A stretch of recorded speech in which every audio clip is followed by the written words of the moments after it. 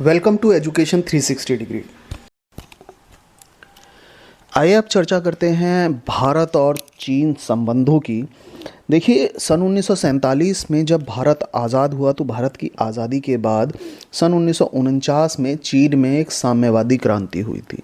और चीन की इस साम्यवादी क्रांति के बाद चीन में कम्युनिस्ट सरकार की स्थापना हुई। और भारत ऐसे शुरुआती और ऐसे पहले देशों में शामिल था जिसने चीन की कम्युनिस्ट सरकार को मान्यता दी थी। और इसके बाद जब हमारे इस चीन के साथ संबंध मजबूत होते चले गए, बनते चले गए, तो हम लोगों ने 29 अप्रैल 1954 को 29 अप्रैल 1954 को भारत के प्रधानमंत्री पंडित जवाहरलाल नेहरू और चीन के प्रमुख चाउ इन लाई ने पंचशील के सिद्धांतों की घोषणा की। इन पंचशील के सिद्धांतों में क्या बातें थीं? पंचशील के सिद्धांतों में 5 तरह की बातें थी जो कि शांतिपूर्ण सह अस्तित्व के सिद्धांतों पर आधारित थी, जिसमें से एक इम्पॉर्टेंट बात ये भी थी कि एक दूसरे की क्षेत्रीय अखंडता और संप्रभुता का हम सम्मान करेंगे। क्षेत्रीय संप्रभुता का पूरा पूरा सम्मान किया जाएगा दोनों देशों के बीच में। इसके बाद जब हम लोगों के बीच ये चीज़ें चल रही थी भारत और चीन के बीच में, इसी दौरान चीन ने 1950 में तिब्बत पर कब्जा कर लिया था।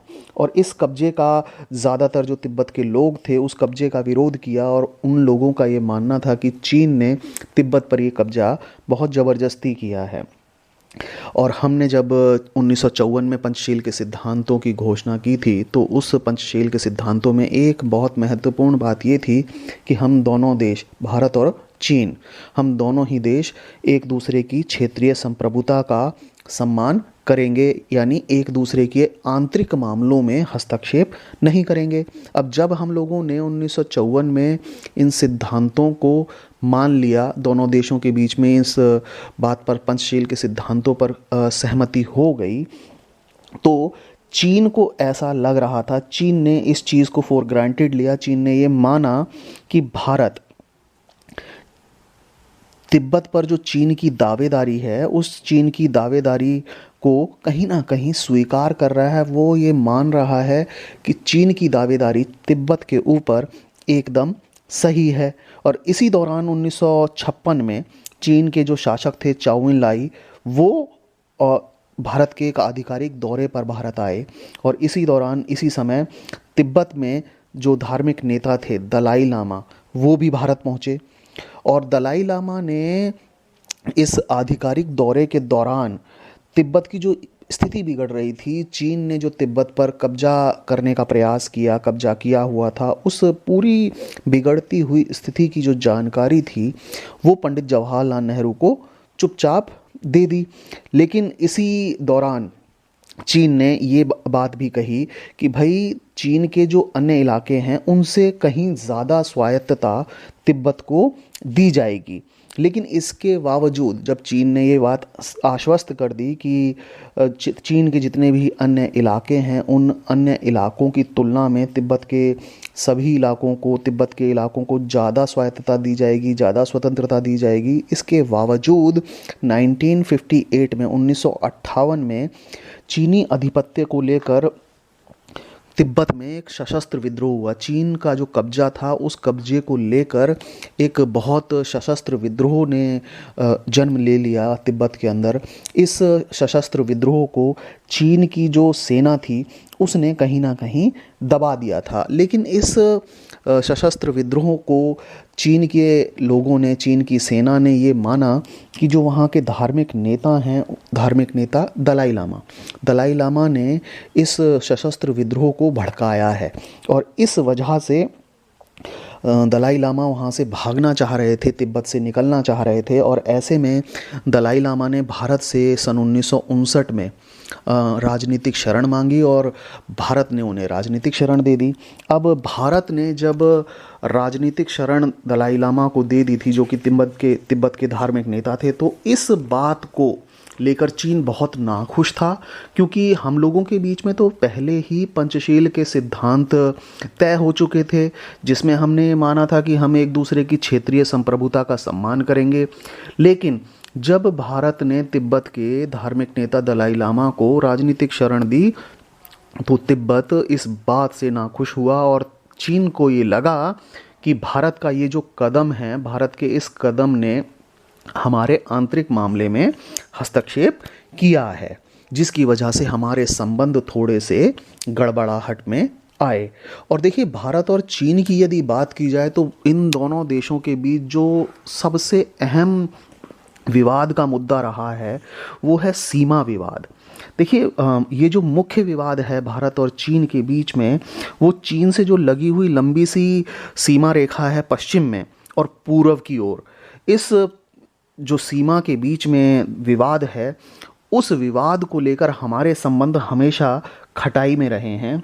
चीन ने भारतीय भू क्षेत्र में जो पड़ने वाले दो इलाके हैं, देखिए हमारा जो बॉर्डर है दो तरफा कहीं ना कहीं चीन के साथ मिलता है। एक तो हमारा जो जम्मू कश्मीर का इलाका है, लद्दाख वाला हिस्सा, वहाँ अक्साई चीन नाम से जो जगह है वो, और साथ ही साथ अरुणाचल प्रदेश का जो हिस्सा है, इस अधिकांश हिस्से पर इस चीन ने कहीं ना कहीं अपना अधिकार जताया। और अरुणाचल प्रदेश का जो हिस्सा है, उस हिस्से को उस समय नॉर्थ ईस्ट फ्रंटियर अलायंस, जिसे हिंदी में उत्तर पूर्वी सीमांत कहा जाता था, इस हिस्से को लेकर हमारे बीच में कहीं ना कहीं चीन का अधिकार मानता है और चीन से हमारे संबंध इस मुद्दे पर बने रहे हैं। और 1957 से लेकर 1959 के बीच में, 1957 से 1959 के बीच में, चीन ने जो अक्साई चीन है उस इलाके पर कब्जा कर लिया और राजनीतिक बढ़त को बनाने के लिए, अपनी उस इलाके पर राजनीतिक पकड़ बनाने के लिए एक बहुत लंबी सड़क का निर्माण किया, जिससे ये तय हो सके कि भाई ये हिस्सा तो ऑलरेडी चीन का है। क्योंकि वहाँ तो सड़क बनी हुई है। ऐसे में हमारे बीच में सीमा विवाद चलते चले आ रहे थे। लेकिन इसी दौरान हुआ क्या कि चीन ने अक्टूबर 1962 में ये जो दोनों विवादित क्षेत्र थे, अक्साई चीन का हिस्सा और अरुणाचल प्रदेश का हिस्सा, इन दोनों विवादित क्षेत्रों पर हमला किया। और इस दौरान चीनी सेना ने अरुणाचल प्रदेश का जो कुछ हिस्सा था उस हिस्से पर कब्जा भी कर लिया था। और इस हमले के बाद हमले का जो अगला दौर था, अगला दौर नवंबर 1962 में शुरू हुआ। और इस बीच लद्दाख से जो लगा हुआ पश्चिमी मोर्चे पर भारतीय सेना जो थी, उस भारतीय सेना ने पश्चिमी मोर्चे पर तो चीन की जो बढ़त थी वो कहीं ना कहीं रोक ली थी। पश्चिमी मोर्चे पर थोड़ा सा चीन को स्टॉप कर दिया था। लेकिन पूर्व के हिस्से में चीनी सेना बहुत आगे तक बढ़ी और असम के मैदानी जो इलाके थे वहाँ तक पहुँच गई।